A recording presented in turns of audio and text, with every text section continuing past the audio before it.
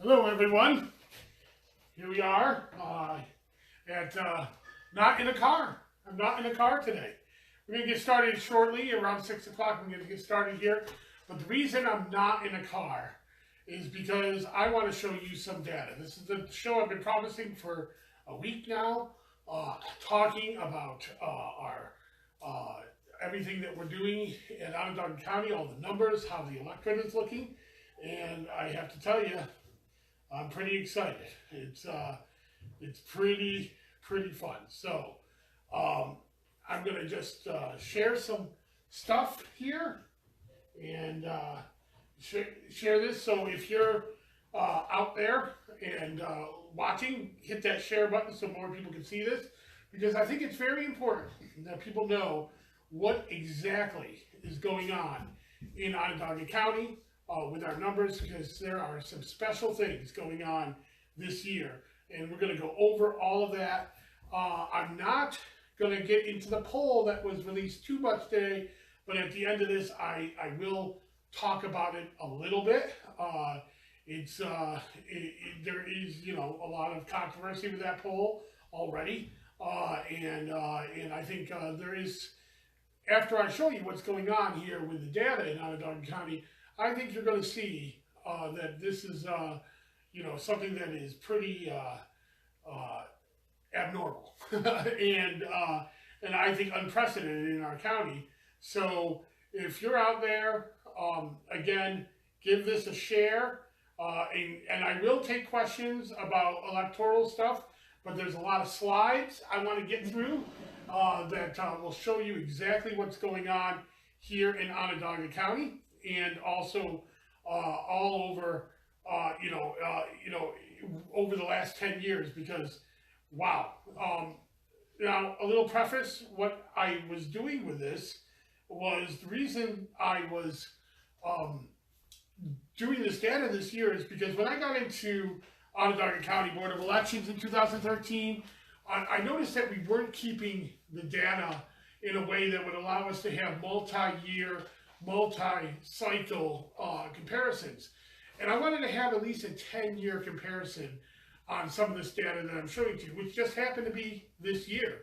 So this year is something that I'm very excited to share this with you, because it's a lot of good data. So, it just happened to be this year that things are happening this year that have never happened here in Onondaga County before.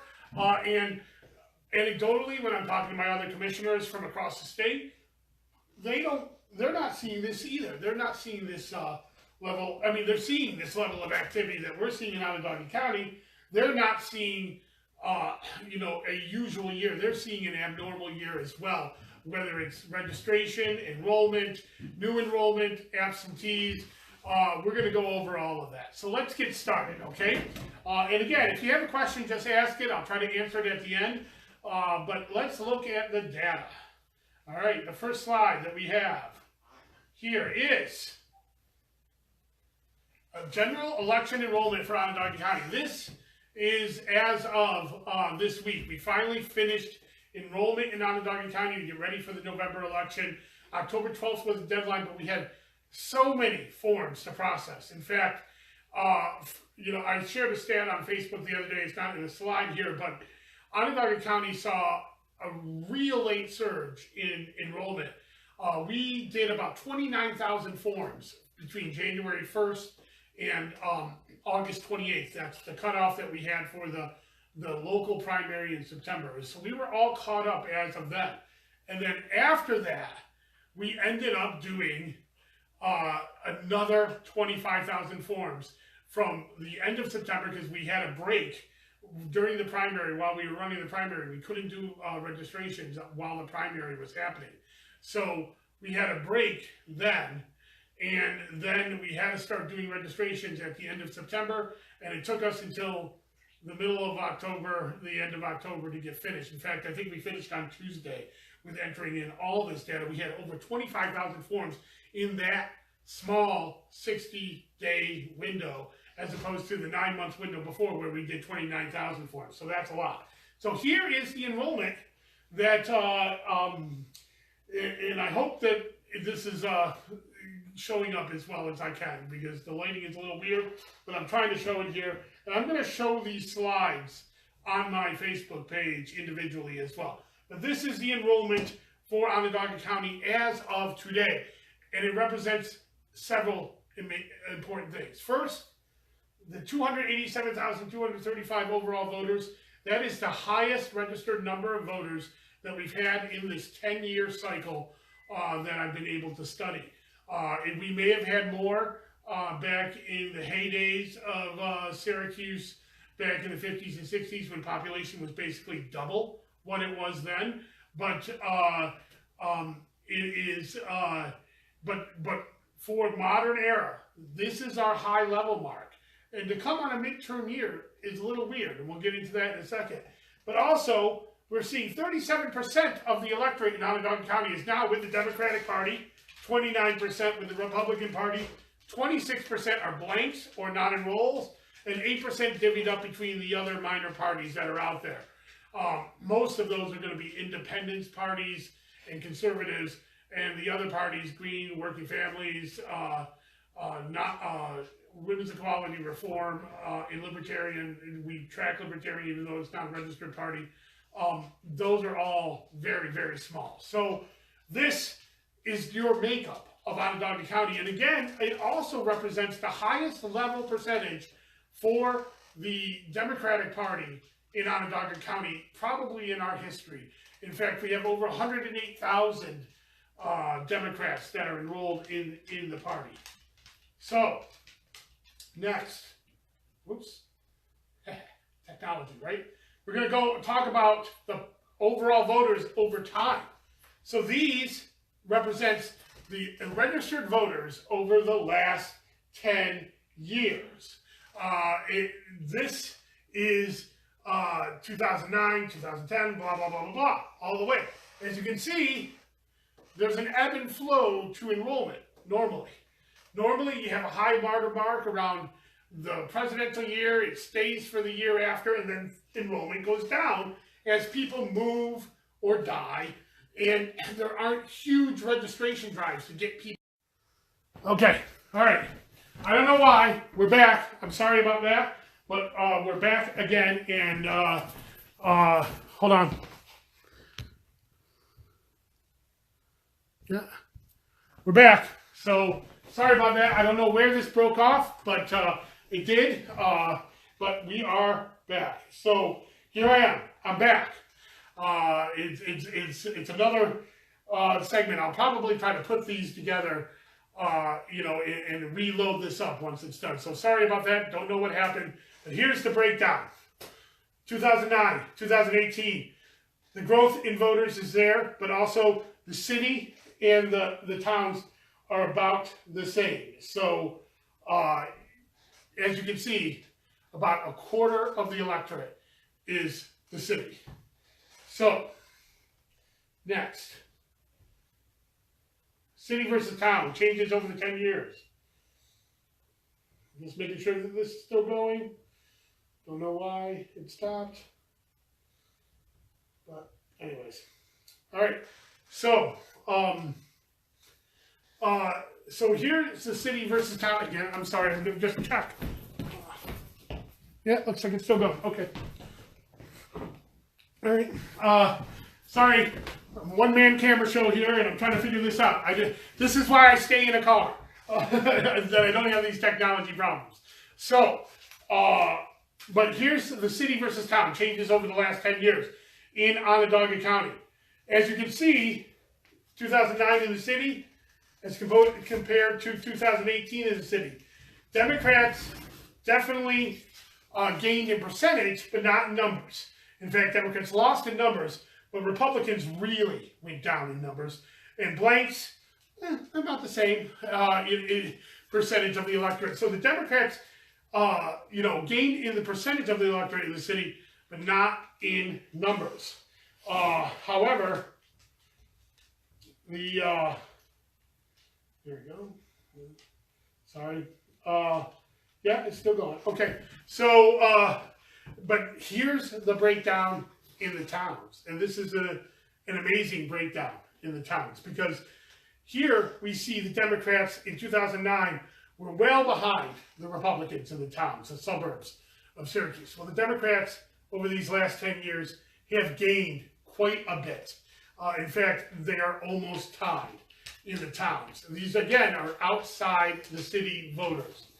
That is where the increase for Democrats have come in Onondaga County. It's not so much the city, although the city has helped, but as you can see, the overall number of Democrats decreased. It's the towns. The towns are where the Democrats are gaining. So, what does that mean in terms of turnout? Do all these new enrollment numbers show a good turnout for Democrats? Well, take a look at this. We don't have early voting in Onondaga County or New York State. We just don't. We have to check. We have to check this. We have to look at the absentee voting that has been coming in. So this is a chart of the absentee ballot requests in Onondaga County. The blue is the request. The green or the orange is turned in. In 2012, you can see in 2016, those are your presidential years. And by the way, this is all the data I have on this. I don't have it going back to 2009 because we changed the way we kept data when I came in as commissioner. So I don't have some of this old data, but I have enough to show what's happening here. In 2012, had a little over 14,000 requests for absentee ballots, a little over 12,000 turned in. In 2016, we had almost 16,000 requests for absentee ballots, a little under 14,000 turned in. I think it's 13,444. Other years, much smaller. They also correlate to lower turnout years overall. Presidential years, we usually see turnouts around 70, 75%, whereas non-presidential years, we have turnout that is very low in the 30s and 40s, and sometimes the 50s, as we saw in 2014. But look at here.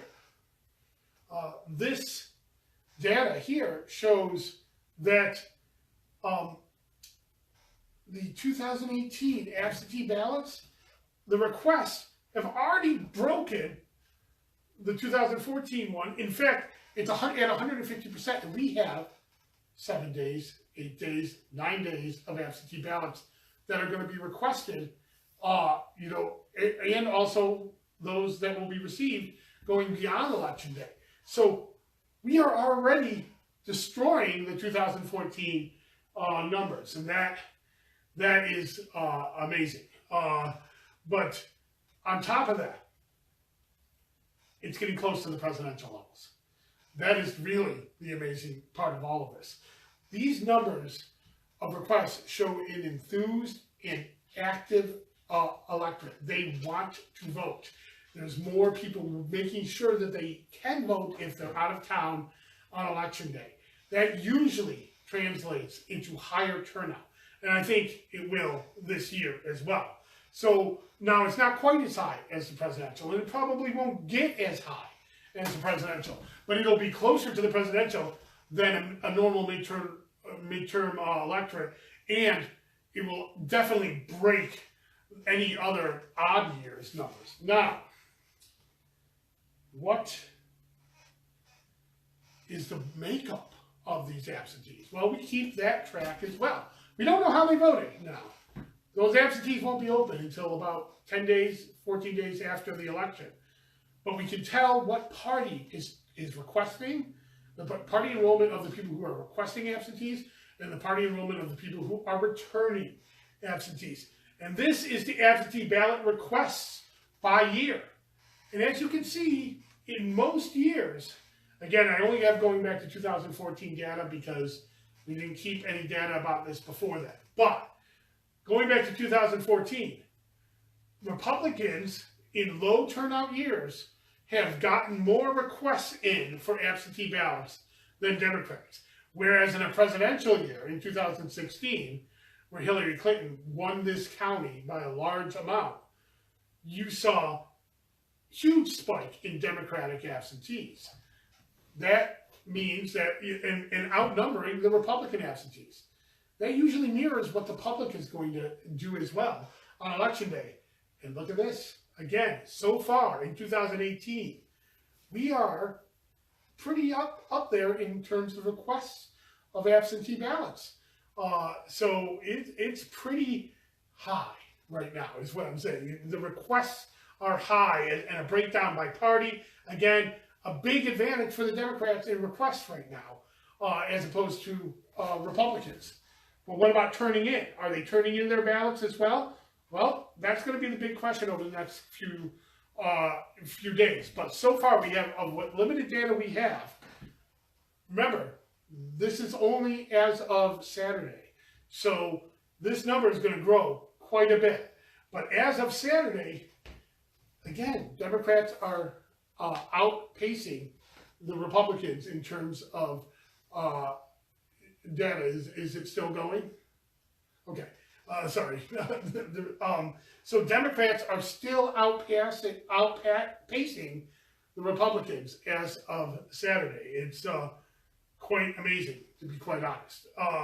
So, because as you can see, every other year I have records of the Republicans have either matched it in 2017 or beat the Democrats in absentees in 2015 and 14. This is very interesting. And if this continues, where Democrats are turning in ballots and requesting ballots at a higher rate than Republicans, we're looking at a turnout that is much higher than a normal midterm turnout, although probably not quite as high as the presidential. So let's talk about turnout. Here's the turnout percentages over the last 10 years in Onondaga County, of course not including this year, so last 9 years. This is general election turnout. I'm not dealing with primaries. Primaries are weird. Sometimes not every elector is available to vote in a primary, so you don't get a good comparison. But here you get a good comparison of general election turnout. As you can see, in 2009, we had closer to 33% turnout. In 2010, in the midterm, around 50% turnout, a little bit over. 2014, a little bit under 50% turnout. Presidential years are in the mid-70s. This is what you would expect. This is typical. So the question is where is 2018 turnout going to be? Well, what I found interesting about this is the 2017 turnout was much higher than 2009 and 2013. So what we've been talking about a more engaged electorate since the 2016 election could be coming to pass, because you see 2017 is much higher than 2009 and 2013, and yes, we had a very competitive mayor's race that was driving it, but we also had competitive county ledge races that were driving it. Democrats did much better in the county ledge races than they've done in the past. Even though they only gained one seat, they were within stone's throws of 3 or 4 others. So we saw more activity, and we saw more Democrats get elected to town boards and that kind of thing that we've seen in previous years. Higher turnout is usually better for Democrats. So given that absentee ballots are much higher, we can expect a turnout, I think, in the 60% range. That's what it looks like to me right now, which would be incredible, based on the numbers that we're seeing here. So, and here's another interesting stat is where that turnout is coming from. Well, if you compare the turnout to the overall turnout to the city turnout and the urban turnout and the town and suburb turnout, you see that the city usually falls behind the suburban turnout. And what I mean is that the city voters tend not to come out as much as a percentage as the town voters. And that is nationwide. That is something that happens all the time. And all over the place. Urban centers tend to drag down turnout percentages. But again, in 2017, city voters actually kind of outpaced the town voters. Just a little bit, but it outpaced the overall voters.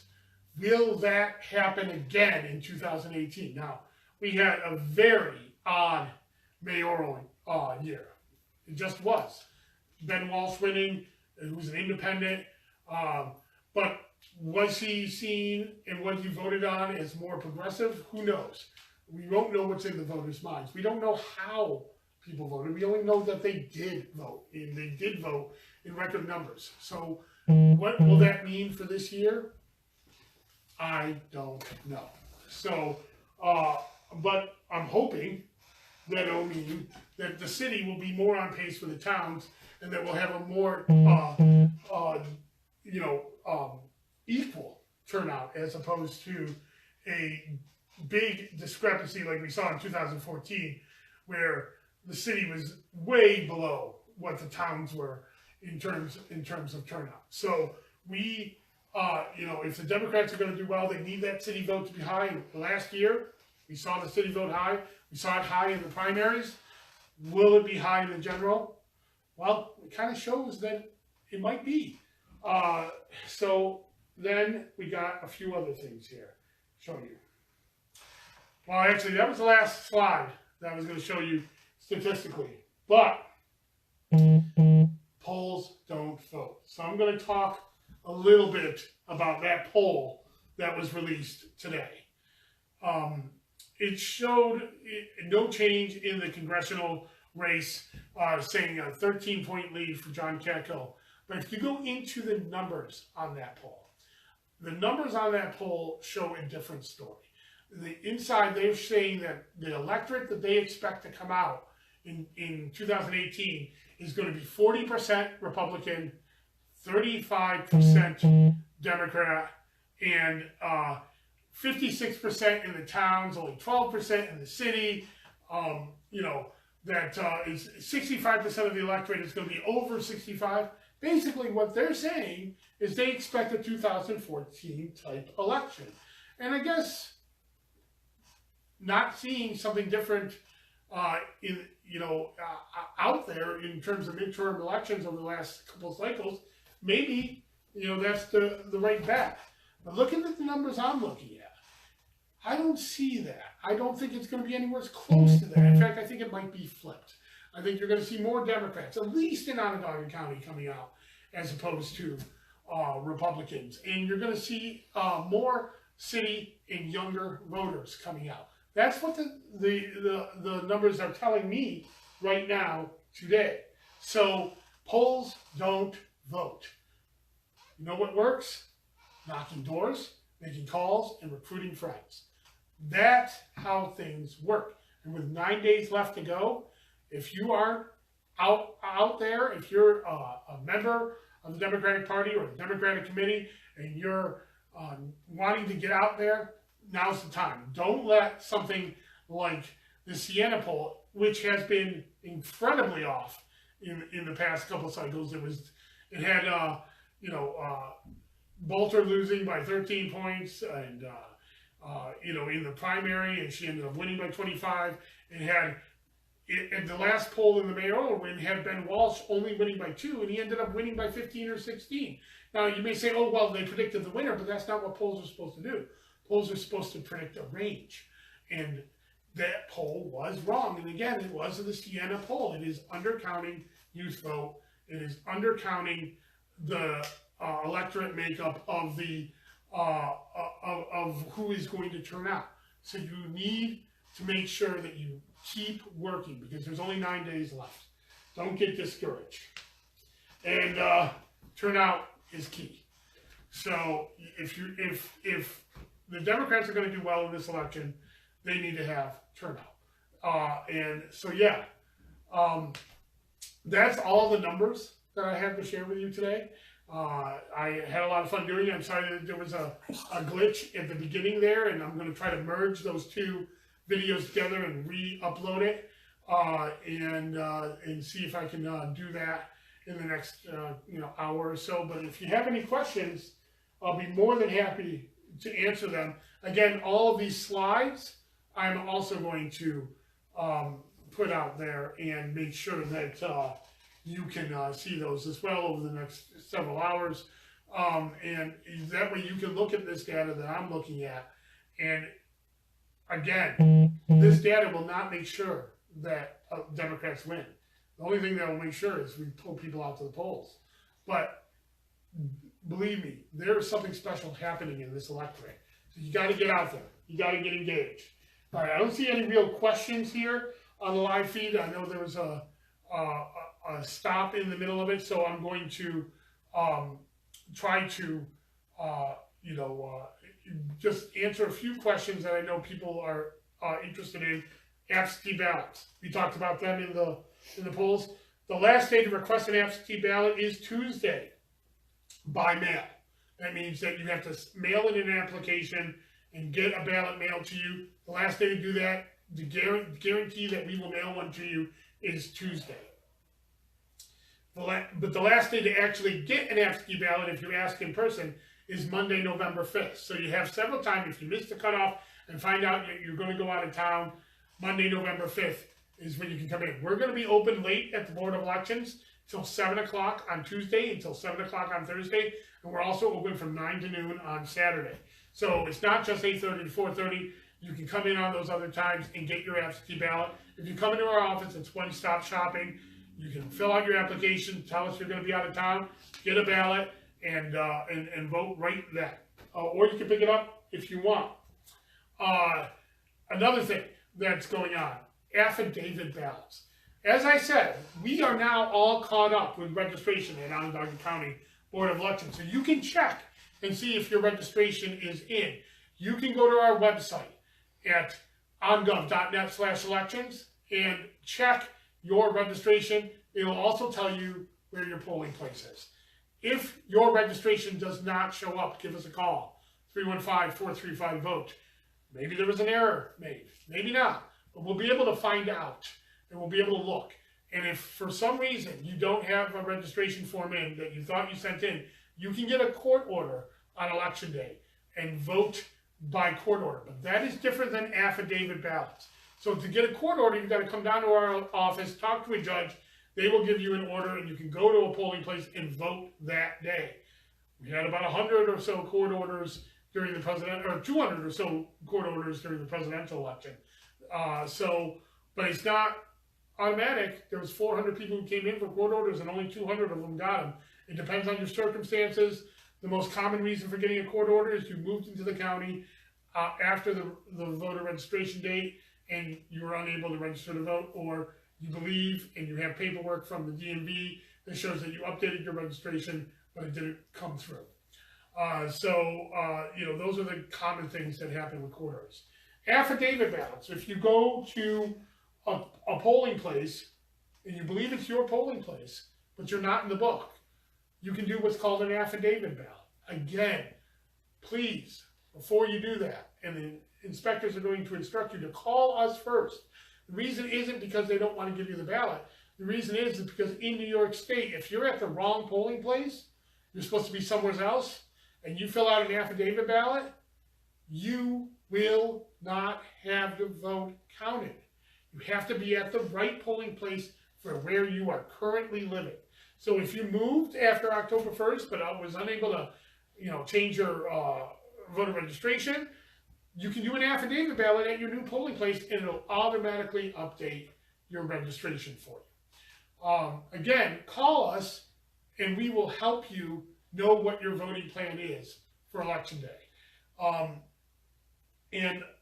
Lastly, polls are open from 6 to 9 on next Tuesday, the November 6th. I'll do one more commissioner in a car, and I'll actually probably be in a car when I do it next Monday. Because I won't have any data to show you. This was the data show. Got it all out of my system. Maybe I'll do it after the election for votes. But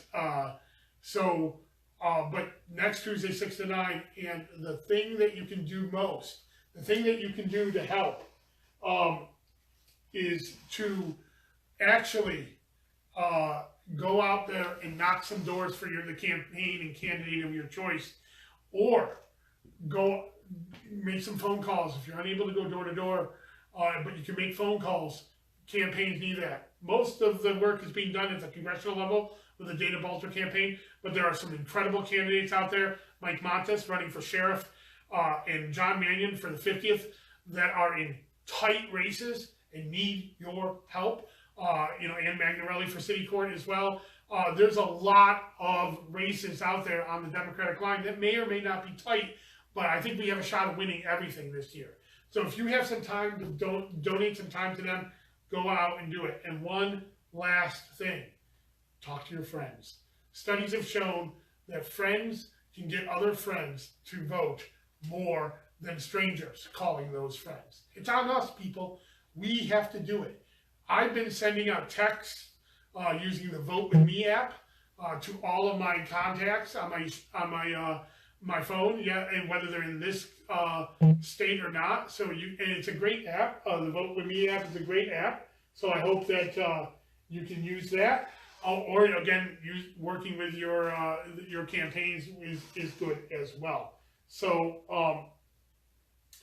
this, I hope this data will help you out there. Again, I'm going to share all these slides and so you can see it, because I know the video got interrupted. So some of the data you may not have, but make sure you share this video. If you can, share it with your friends, because they'll see it as well. Or share the join video once I get it out there. So maybe that will help things as well. So thank you very much for tuning in. I hope that I'll see you out there on election day and you're making me work. If you need anything, message me on my Facebook page, or call our office, 315-435-VOTE. We'll help you out. Bye-bye.